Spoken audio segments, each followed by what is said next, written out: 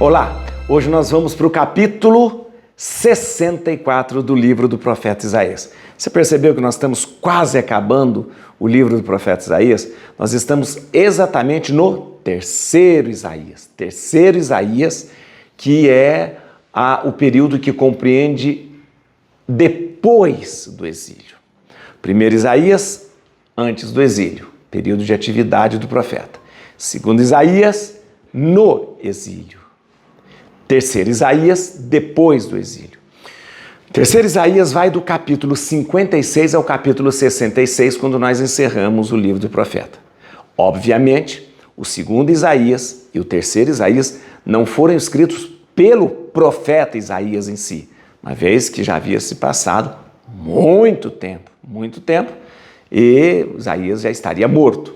Mas é a escola de Isaías, os discípulos de Isaías, da escola profética de Isaías, que escreve. Ou seja, da mesma forma, Deus que inspirara Isaías, inspirou também os seus discípulos. Então nós temos aqui, neste capítulo 64, uma noção mais definida de Deus como Pai. Atenção, preste atenção comigo aqui, que no capítulo anterior, eu disse para você que ali nós temos quase que um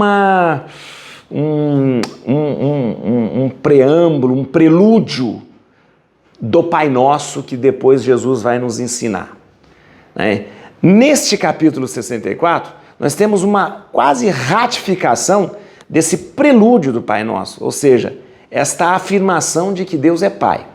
A gente tem que entender uma coisa, que raras vezes, no Antigo Testamento se trata Deus de Pai. Mas há momentos, sim, que Deus é visto como Pai.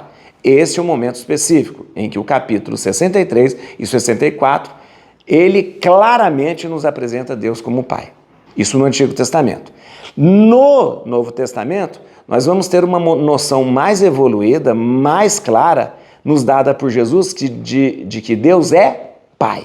Então tem muita gente que às vezes a gente afirma assim, no Antigo Testamento, nunca foi falado no Antigo Testamento que Deus é Pai. Não, foi falado sim. Não é assim, foi falado sim. Tanto é que você vê nesse capítulo de hoje uma afirmação muito assertiva sobre Deus sendo Pai. Tá bom? É um capítulo curtinho, viu? Bem curtinho mesmo. Você leia comigo agora, muito interessante. Tá bom? Vamos lá? Queria que você compartilhasse esse vídeo, queria que você desse um like nesse vídeo, tá vendo o joinha aqui? Dá um like no vídeo aqui. Queria que você convidasse mais pessoas para ler a Bíblia com a gente. E se você estiver vendo esse vídeo pela primeira vez, eu queria informar você que você pode ler toda a Bíblia comigo, viu? Toda a Bíblia comigo, começando lá do primeiro capítulo de Gênesis. Por isso, procura aí em playlist, procure ali os outros livros que nós já lemos. Nós já lemos todos os livros anteriores a esse. Desde o Gênesis nós estamos vindo. Então, faça esse caminho comigo. Bíblia na mão, Espírito Santo no coração, capítulo 64. Vamos lá. Se rasgasseis os céus, se descesseis para fazer desabar diante de vós as montanhas, como o fogo faz fundir a cera, como a chama faz evaporar a água, assim faríeis conhecer a vossos adversários quem sois, e as nações tremeriam diante de vós. Vendo-vos executar prodígios inesperados, dos quais nunca se tinha ouvido falar. Se descesseis e as montanhas fossem sacudidas diante de vós, nenhum ouvido ouviu, olho algum viu, outro Deus salvar assim aqueles que contam com ele. Vós vindes à frente daqueles que procedem bem e se recordam de vossas vias.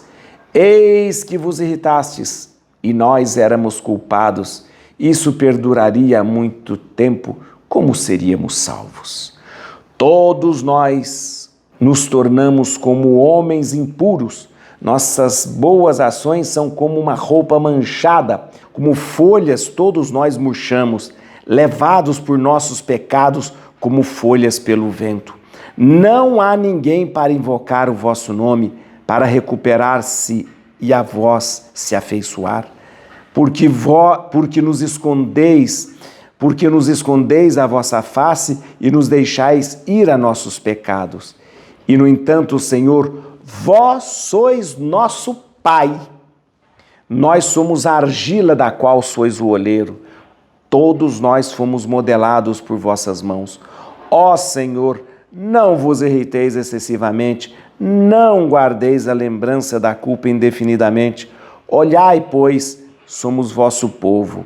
Apesar disso, vossas cidades santas tornaram-se um deserto. Sião tornou-se um ermo, Jerusalém uma solidão. Nosso santo e glorioso templo, onde nossos antepassados celebravam vossos louvores, tornou-se presa das chamas. Tudo o que tínhamos de precioso foi saqueado. A esse espetáculo, Senhor, podereis ficar insensível? Guardar silêncio e humilhar-nos mais ainda? Muito bem, é muito interessante esse capítulo. Ele diz para você que ele é muito curtinho e ele traz para a gente uma recordação de tudo aquilo que aconteceu com o povo de Deus e principalmente tudo aquilo que aconteceu com Jerusalém e com o templo. Lembrando desses momentos difíceis pelos quais o povo foi levado para o exílio e lembrando desses momentos terríveis em que o templo foi destruído, em que Jerusalém foi saqueada, em que todos os principais de Jerusalém e de Judá foram levados para o exílio. Tudo isso. E o texto, ele traz e ele conflui justamente para dizer, mas sois vós o nosso Pai.